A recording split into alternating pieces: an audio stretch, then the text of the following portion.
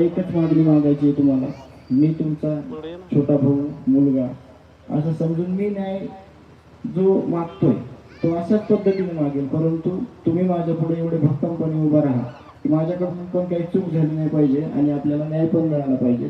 एवढे दोन शब्द बोलून थांबतो.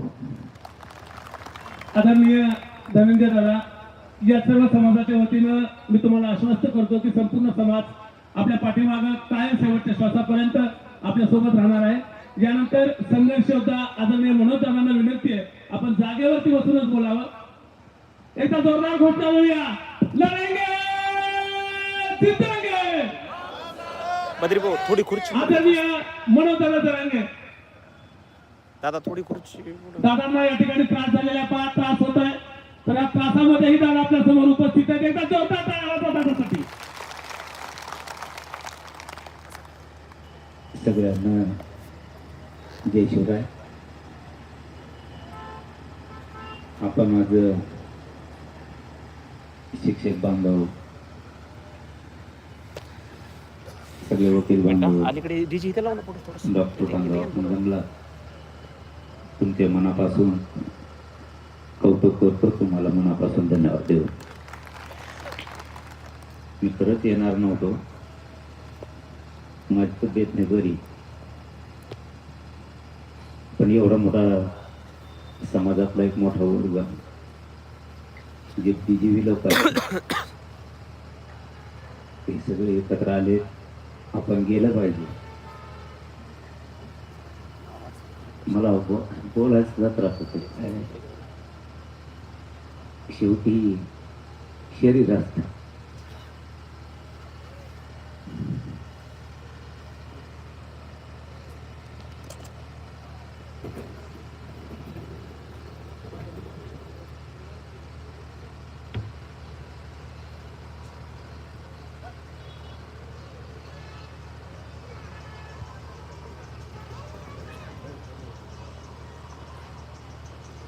दादांना त्रास होतो.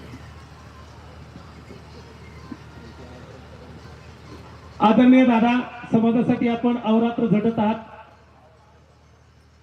समाज तुमच्यासाठी कुठपर्यंतही बसून राहणार आहे. समाजासाठी आपण जीवाच्या प्राणाची बाजी लावलेली आहे. दादांना थोडं या ठिकाणी अस्वस्थ वाटत आहे. आपण सर्वजण जोपर्यंत दादांना बरं वाटत नाही तोपर्यंत दादा आम्ही या ठिकाणी बसून राहणार आहोत. तुमच्या तोंडून दोन शब्द ऐकण्यासाठी. या उपोषणामुळे असं झालंय, समाजाशिवाय मला नाही जमत.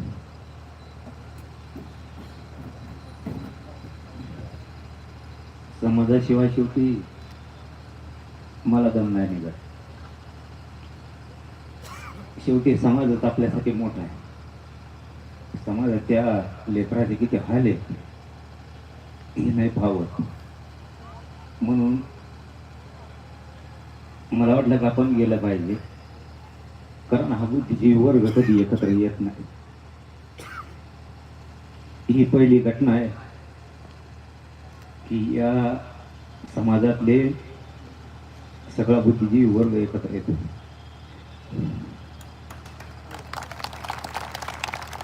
तुमच्या मागण्याच्या बाबत नका काळजी करू.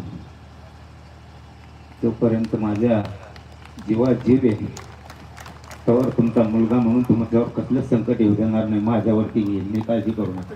दादा, हा तुमचा विश्वास आम्हाला 100 हातीचा बळ देणार आहे. शेवटी उपोषणाने काय होतंय, अंगात आग होणं, ताकद अंगात नाही राहिली, अशक्तपणा प्रचंड आहे, आहोत चालता येत आणि समाजाच्या प्रचंड मोठ्या अपेक्षा. आता शरीर 100% धडधाकट शरीर पाहिजे होतं, पण उपोषण इतके करावं लागले त्याच्याशिवाय माझ्या गोरगरीब समाजाचं कल्याण होत नव्हतं. आता मला उठायला त्रास होतोय आणि बसायला. पण एक गोष्ट सांगतो, मी तुमच्यासाठी शिकलो नाही, कधी मेहनत पण नाही झालो. आणि मला त्याची गरज पण नाही. इतिहासाचा प्रश्न आहे तुमचा. छत्रपती शिवराय इतिहासात आले पाहिजे, त्याची काळजी करू नका. ज्या दिवशी आपल्या शिक्षक बांधवांनी सांगितलं त्याच दिवशी मी मंत्री महोदय दादा भुसे साहेबांना फोन करून सांगितलं, तुम्ही या शिक्षक बांधवांना वेळ पण द्यायचा आणि इतिहासात छत्रपती शिवरायांचा इतिहास सुद्धा घ्यायचा. त्यांनी सांगितलं तुम्ही तुमचं शिक्षकाचं शिष्टमंडळ कधी पण पाठवा. मी सगळं म्हणणं ऐकून घेऊन ते प्रस्ताव सुद्धा पाठवतो. आता आपलं शिष्टमंडळ कधी जाईल त्यावेळेस त्याच्यावर चर्चा होईलच. तुमचा वसतिगृहाचा विषय असेल, तुमचे जेवढे काय प्रश्न असतील, फक्त माय बापा एवढं सांगतो, मी एका जागेवर बसून सोडत आहे. शेवटी या राज्यात समाज 7 कोटीपेक्षा जास्त आहे आणि अपेक्षा सगळ्याला की मी आलो पाहिजे.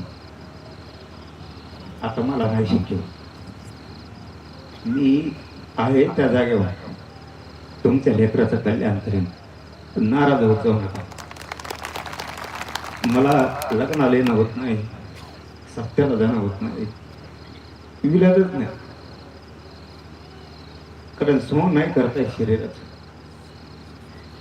मी आता कसं सगळी बसून आलो मला माहिती, कारण मला तुमची खाली मान जाईल हे बी होऊ द्यायचं नव्हतं.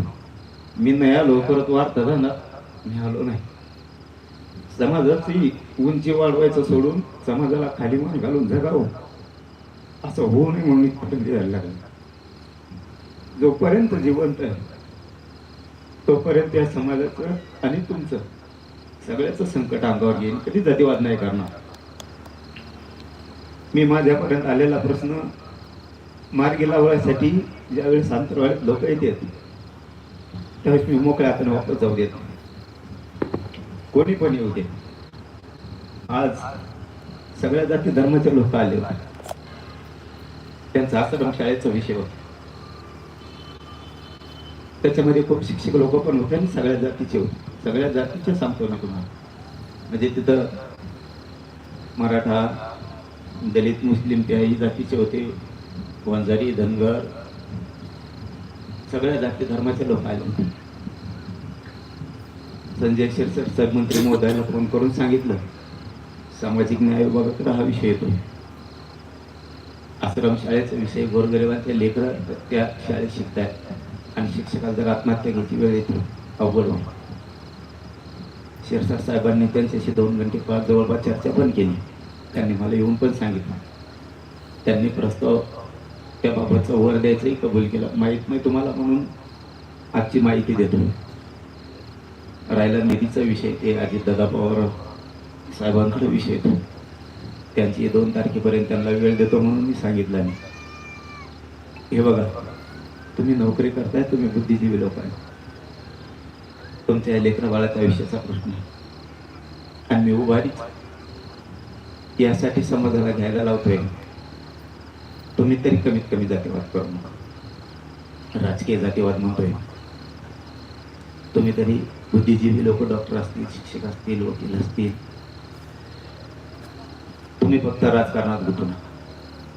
तुम्ही राजकारणात गुंतला की आमच्या गोरगरिबातल्या खेड्यातल्या पोरांचं जर शिकून उभारी घ्यायला जातो त्याचं कल्याण नाही होत. तुम्ही पक्षात नाही राहावं या मताचा नाही, पण तुम्हीच आमची पिढी घडविणारे लोक आहेत. तुम्हीच भरकटलेल्या तरुणाला, विद्यार्थ्याला मार्गावर चालायला लावणारे लोक आहेत. आम्ही फक्त निमित्त आहे. मी प्रामाणिकपणाने सांगतो, आमच्यासारखे लेकरं फक्त निमित्त म्हणून आहे आणि पिढ्या घडवणारे तुम्ही आहे. तुमच्या ज्ञानाशिवाय नवीन रस्ता नाही तयार होत. तुमच्या मार्गदर्शनाशिवाय विद्यार्थी, तरुण भरकटलेले प्रगतीच्या मार्गावर नाही जाऊ शकत. तुमची आम्हाला खरंच गरज आहे. आम्ही राजकारणाच्या नादात करोडो पोरं भरकटले. ज्यावेळेस तुम्ही बुद्धिजीवी लोक, यशस्वी झालेले उद्योगपती एकत्र येतात, त्यावेळेस लोकांना मार्ग कळायला सुरुवात होईल. व्यवसायात कसं जायचं आणि तो यशस्वी कसा करायचा. शिक्षकांनी जर तुमची ज्ञानाची गंगा थोडी थोडी जर गावखेड्याकडे नेली, पोरांना कळत शिक्षणात कसं जायचं आणि नोकरीकडे प्रवास कसा करायचा. रिटायर झालेले आपले न्यायाधीश असतील, वकील असतील, शिक्षक असतील, पोलीस असतील, आरोग्य विभागातले अधिकारी असतील, महसूलमधले अधिकारी असतील, ह्यावेळेस ज्यावेळेस सांगतील IPS दर्जाचे अधिकारी आपला रिटायर झाल्याच्या नंतर जो वेळ आपण खेड्यापाड्यातल्या गोरगरीब शिकणाऱ्या पोरांना देतात, त्यावेळेस त्याला लक्षात येईल शिकून उपयोग नाही, नोकरीत तरी कसं जायचं हे पण मार्ग माहीत होणं खूप गरजेचं आहे. काही काही पोरं नुसते शिकतेच, ज्यावेळेस त्याला मार्क पडते जायचं पुढं लवकर नाही कळत त्याला. मग आपल्याजवळ जर ज्ञानानं भरलेले लोक असतील आणि तरी जर आपल्या लेकरांना माहिती मिळणार नसली तर हे सुद्धा शोकांतिक आहे. तुम्ही सगळ्यात महत्त्वाचे निर्भीड बना. तुम्हाला शिकवण्या इतका शहाणा आम्ही अजिबात नाही. फक्त आमचा सुशिक्षित बेकार पोरांचा अनुभव तुमच्या पुढे आम्ही शेअर करायला लागलो. कारण तुम्ही पिढ्या घडणारे लोक, तुम्हाला आम्ही काय सांगणार आहे. आम्हाला ज्या ज्या अडचणी संकटातून आम्ही गेलो ते तुमच्या पुढे फक्त मांडायला लागलो. काही काही पोरं शिकतात, त्याला मार्क लय पडतात, पण त्याला नंतर कळत नाही आपण सायन्स घेतलं पाहिजे का, कॉमर्स घेतलं पाहिजे का, आपण आर्टला गेलो पाहिजे. हे सगळं झाल्याच्या नंतरही डिग्री प्राप्त केल्यावर त्याच्यावरही त्याला कळत नाही आपण इंजिनिअरिंगला गेलो पाहिजे का, आपण MBBSला गेलो पाहिजे का, BHMSला गेलो पाहिजेत का, आपण पुढं आर्किटेक्टला गेलो पाहिजेत का, आपण फॅशन डिझायनिंग घेतली पाहिजे का, आपण काय केलं पाहिजे. त्याच्याकडे जाण्याचा मार्ग लक्षात येत नाही. तुम्ही जर आधीच त्याच्यावरती शब्दाचे घाव जर देत राहिला त्यातून ते खूप सुधारणार. माझी तुमच्याकडून काही अपेक्षा नाही, मी कधी केले नाही, कधी करणार पण नाही.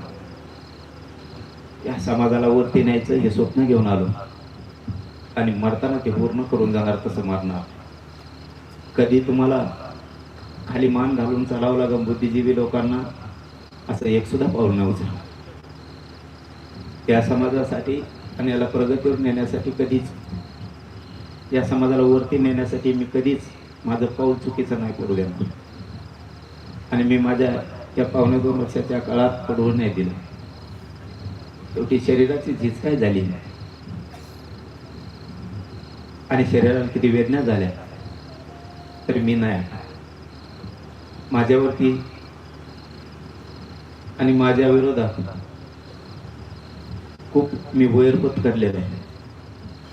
सरकार आणि विरोधी दोन्ही माझ्या विरोधात आहे. त्याचं कारण आहे की मी समाजाच्या कल्याणासाठी काम करतो आणि एका गरिबाच्या लेकरांना समाजाला जर एवढा मोठा न्यायाचा विडा उचलला आणि सरकार जर अडचणीत यायला लागले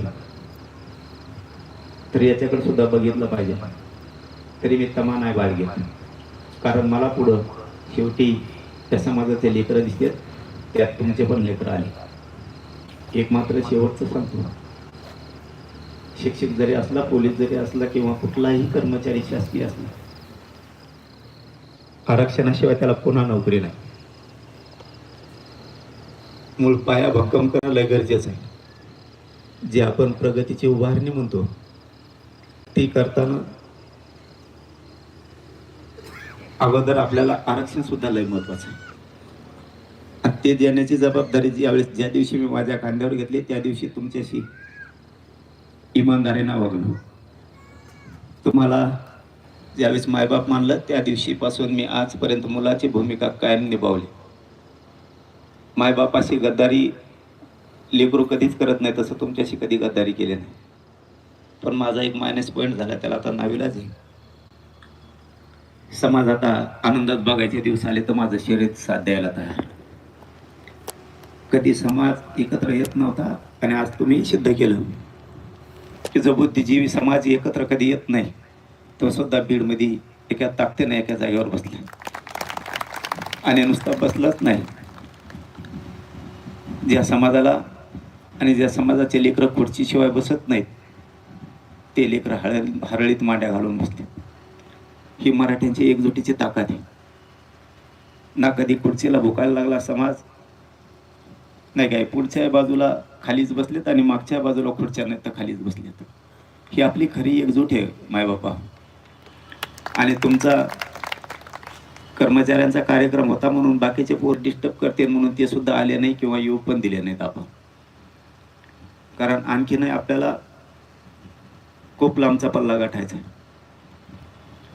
तुमच्या मागण्याच्या बाबतीत तुम्ही जे जे सांगताल त्याच्यात कधी कमी पडणार नाही आणि तुम्हाला झालेला त्रास त्याच्यातही मी सगळ्यात पुढं राहील.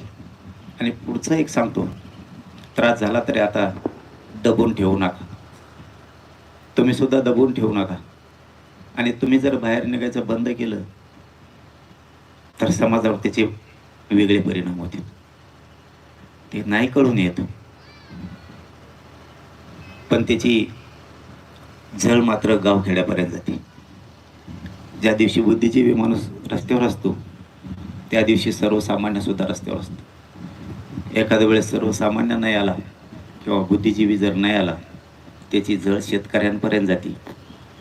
तेही एकत्र यायला अनेक वाटा फुटतात. मग कधी नवे समाज एक झालाय.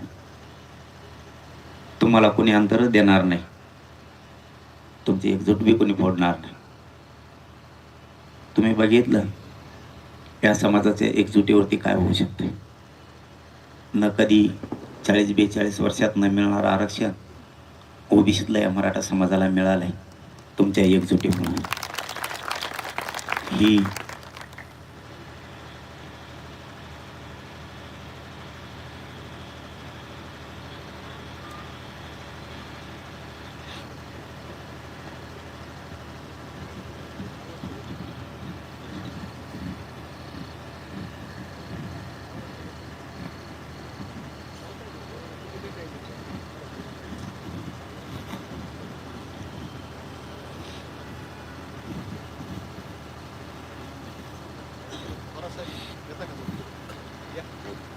मला दमच निघत नाही तब्येतीमुळं ना. शेवटचं सांगतो, आपण ही गोष्ट बघितली हे संतोष भैयांचा किती क्रूरपणे खून झाला. साहेब, सगळ्या बुद्धिजीवी बांधवांना सांगतो, वेळ कोणावर येईल कधी सांगता येत नाही. त्या लेकरात आपलं लेकरू बघा. वेळ वाईट असते, संकट कसं धावून येईल सांगता येत नाही.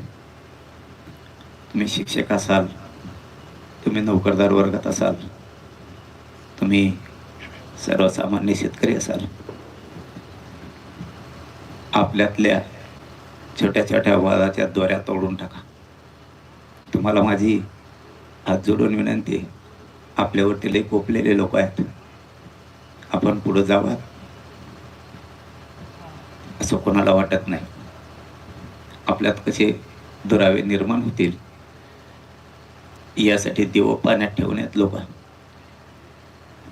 माझा जास्तीचा संदेश नाहीये तुम्हाला. तुम्ही कर्मचारी वर्ग असाल, तुम्ही सर्वसामान्य शेतकरी असाल, आपल्या वैयक्तिक वादाच्या दोऱ्या लवकर तोडून टाका. आपणच आपले शक्ती आपल्या विरोधात वापरून आपण आपल्याला नका संपवून घेऊ. जमिनीचे वाद, बांधाचे वाद आपण आपल्या अंगावरती जायचं बंद करा. माझी तुम्हाला हात जोडून विनंती आहे. काय वेळ येईल कधी सांगता येत नाही. बुद्धिजीवी वर्ग गोरगरीब मराठ्यांच्या मदतीला पाहिजे आणि गोरगरीब मराठा बुद्धिजीवीच्या मदतीला पाहिजे. आपल्या एकमेकाच्या साथीशिवाय प्रगतीकडे जात नाहीत आपण. आपल्या डोळ्यासमोरची घटना आहे. संतोष भाई आपलं लेकरू होतं. इतक्या क्रूरतेने हत्या या राज्यात झाली नाही. गँगवार झाले, एकमेकाला गोळ्या घातल्या, मारले, माहीत नाही झाले. हाल हाल करून मारणारी ही पहिली घटना आहे. जसं जसं समोर येतं तसं तसं तळपायाच्या आग मस्तकात जाती.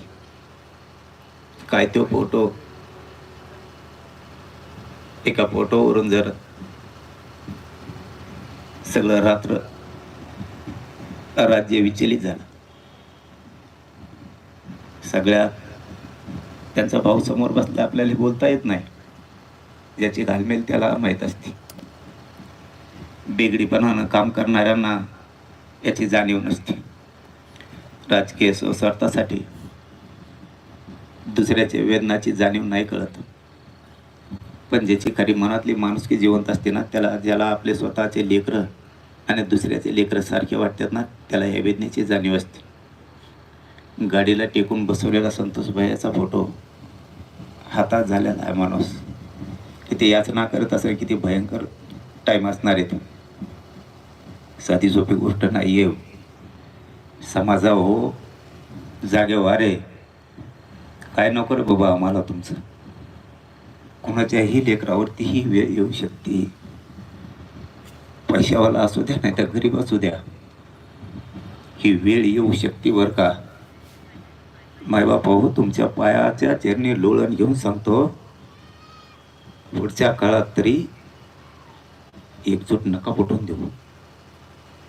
ज्या दिवशी त्या गाडीला चिटकून संतोष भाईला ठेवलं गेलं, त्यावेळेचे हाल काय असते तुम्हाला शब्दात वर्णन करायसारखे नाही येत. ते माणसानं दोन्ही हात जमिनीवर टेकलेले आणि गाडीच्या टायरला पाठ टेकून मान खाली टाकून बसलेले आहेत. त्यावेळेस जीव म्हणत असणार आहे, मला सोडा रे, फक्त लेकरात जाऊ द्या. काय तुम्हाला मारायचं ते मारलंय. हातात झालेला तो फोटो या राज्याला पुन्हा जिवंत करतोय. आणि तुम्ही जिवंत बना, मुरदाड बनू नका. तुम्ही सगळे बुद्धिजीवी लोक आहेत, तुम्ही मुरदाड नका बनू. तुमचा न्याय तुमच्या पायात येऊन पडन बुद्धिजीवी लोकांच्या. फक्त आपल्यातली भीती काढून टाका आणि समाजाच्या मदतीला सहकार्याला तुम्ही कायम धावून येत चला. भयंकर आहे ते. काय मार लागताना काय बोलले असतील. एका ठोक्याला पूर्ण जग त्या माणसाला आठवत असेल. स्वतःच्या लेकराला फक्त एकदा छातीशी कवटाळून बघा आणि विचार करा, संतोष भैया हे स्वतःचं लेकरू आहे. संतोष भैया हे स्वतःचं तुमचं लेकरू, छातीला एकदा कवटाळून बघा, ते वेदना किती बेकार असतील. काय तेव्हा मार होता. आणि त्या गाडीला टेकल्याच्या नंतर संतोष भैयाचे दोन्ही हात जमिनीवरती आहेत आणि त्यांची मान एका बाजूला पडलेली. याचा अर्थ असा निघतो की ते हातात झालेत मरणापुढं. आता त्यांना मरण समोर दिसायला लागलं. तेवढ्यात एकानं त्यांच्या छातीवरती उडी मारावी, रक्ताची गुळणी बाहेर पडावी. याच्यापेक्षा दुसरं मरण एवढं काय केलं होतं त्या लेकरा. त्या लेकरानं एवढं काय केलं होतं. मायबाप तुमच्या पुन्हा पुन्हा तुमच्या पायावर मी नाक घासतो. मी हे शब्द कधी काढत नाही, पण ही वेळ कोणाच्याही घरावरती येऊ नये. इथून पुढच्या काळात तरी स्वतःच्या लेकरा, या राज्यातल्या समाजाचे लेकरा बघा आणि धावून येत जा. आम्ही तुमच्या पुढे 4 पावलं रात जाऊ. आणि जर आपण दोघं एकमेकाच्या मदतीला आलो तर आपल्या लेकराचा कोणी केसही वाकडा करू शकणार नाही, हे लक्षात असू द्या. हा समाज आता एक झालेला आहे आणि सगळ्याचा बाप सुद्धा आहे. फक्त आता तुम्हाला मला दोघांना एकमेकाची शक्ती आणि तिची जाणीव करून घेणं लय गरजेचं आहे. आज एका गोष्टीचं वाईट वाटतं. आज एक संतोष भैयाच्या प्रकरणात जे व्हायला पाहिजे होतं ते झालं नाही. परंतु जोपर्यंत तुम्ही आणि आम्ही एक आहेत तोपर्यंत हे फाशीवरच तुम्हाला लटकलेली दिसते. मी कधीच या मॅटरमधून मागे सरकणार नाही आणि कोणाच्याच सरकणार नाही. मी जे जे मॅटर हातात घेतो ते कडेला नेतो. पुढच्या काळातलं एकजुटीचं काम असंच राहू द्या. मला नाविलाजानं हे शब्द बोलावे लागते, नाविलाजानं बोलावं लागते. खरं सांगतो, मला नाविलाजानं बोलावं लागते. मी कधी बोलत बी नाही. मधल्या काळात मी ते बोलायचे बंदही केले होते. पण जसं जसं शरीराला त्रास होईल तसं तसं पुन्हा पुन्हा सांगत राहतो समाजाला. तुम्हाला पुन्हा पुन्हा आठवण करून देत राहतो. मी असेल नसेल, आता माझ्या समाजाची एकजूट फुटून द्यायची नाही, ही तुमच्या खांद्यावर जबाबदारी. माझा समाज कधी उदास नाही वाटला पाहिजे. माझ्या समाजाला कधी वाटलं नाही पाहिजे आमचा पाठीराखा कोणी नाही. पुढच्या काळात तुम्हाला सुद्धा पाठीराखा बनायचं. या समाजाच्या पाठीशी तुम्हालाही उभं राहायचं. मी ह्या फळ्या आता जोडायला सुरुवात केली. मराठा सेवकाच्या फळ्या सुरू झाल्यात. तुमच्यासाठीच, तुमचा हक्काचा माणूस म्हणून, तुमच्यासाठीच एक आधार म्हणून मी प्रत्येक गावात माणसं उभा करून ठेवायला. तुम्हाला कधी एकटेपण वाटलं नाही पाहिजे का आपल्या मदतीला कोणी नाही. म्हणून प्रत्येक गावात एक एक माणूस देऊन गावाच्या गोरगरिबांच्या, शिक्षकांच्या, सगळ्या अधिकाऱ्यांच्या अडचणी आपल्यापर्यंत आल्या पाहिजेत आणि ते सोडवण्याचं काम आपण केलं पाहिजे. म्हणून प्रत्येक गावात एक मराठा सेवक द्यायचं काम सुरू केलं आहे. मी हे 6-7 टप्प्यात पूर्ण राज्य तुमच्यासाठीच उभा करून ठेवणार आहे. फक्त मला पिढीनं पारचं करायचं, मला तात्पुरतं नाही करायचं.